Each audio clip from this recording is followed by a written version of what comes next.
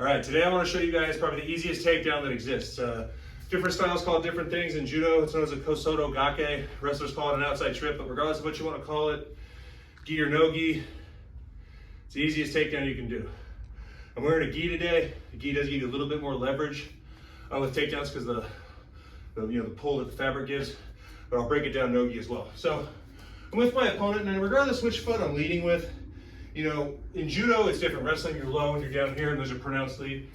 In judo, the lead isn't as pronounced, but you do have a lead. Now, what I like to do is my hands are up, defending for grips. I'm going to punch my rear hand, which isn't my power hand in judo. Striking it is, but judo, your power hand tends to be lead. But I want to punch this and then bring my elbow in, because this out here, I'm in trouble. So I want to bring it in. But when I bring it in, see, it brings it close to me. I overhook tight, and then the same side I'm overhooking on, step behind. And a lot of guys like to go straight back. I make them do the splits. Right? And the reason I do this is because when I make him do the split standing, when he lands, it's a lot easier to pass guard and get a dominant position. In a judo match, if he lands flat on his back like that, it's an ippon, the match is over. For jiu-jitsu, that's 2 points. And I can go right into mount or side mount or dominant position and continue to progress.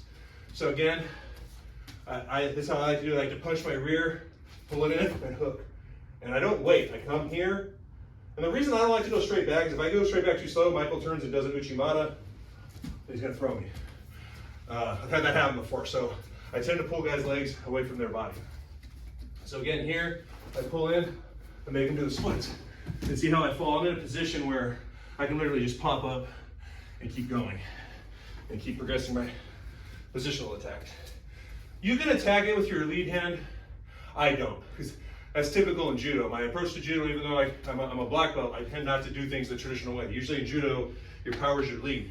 I came from a striking background before I get into grappling, so to me, my power is my rear. And I approach judo the same way, but it throws guys off, and it's an advantage to me. So again, here, boom. It's the easiest thing ever, okay? For no-gi, nothing changes. You're gonna go from the collar of the uniform to up here. So up here, I wanna be in closer. Obviously, I'm not gonna reach, but I'm gonna snap him down, pull, hook, and there I am. And that's how I would do it no-gi. Right, this is one of the few takedowns where I get it on judo guys consistently, but even like good, all-American wrestlers have come in here, and yeah, they take me down, but I've dumped more than 1 or 2 with this, and that makes me feel pretty good, because my takedown game is more judo-based than wrestling, but I can have success with good wrestlers with this. It shows me that it's beneficial and it's working. So again, one more time, and if you tend to be a right leg lead, you're gonna do it, we'll go over a little bit, you're gonna do it with your left. You're gonna pull, come in, hook.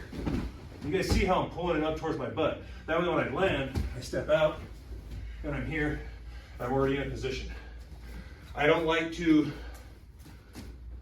go straight forward like a lot of guys do.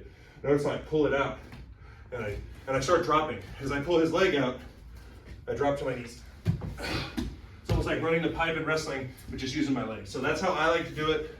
I like to wishbone the guy. It's a lot harder for him to defend, and it puts me in a better position on the ground to continue should the match keep going. In judo, the match will probably be over if he lands flat on his back, but for jiu-jitsu, it's just 2 points. So, Soto, gake, easiest takedown in the world.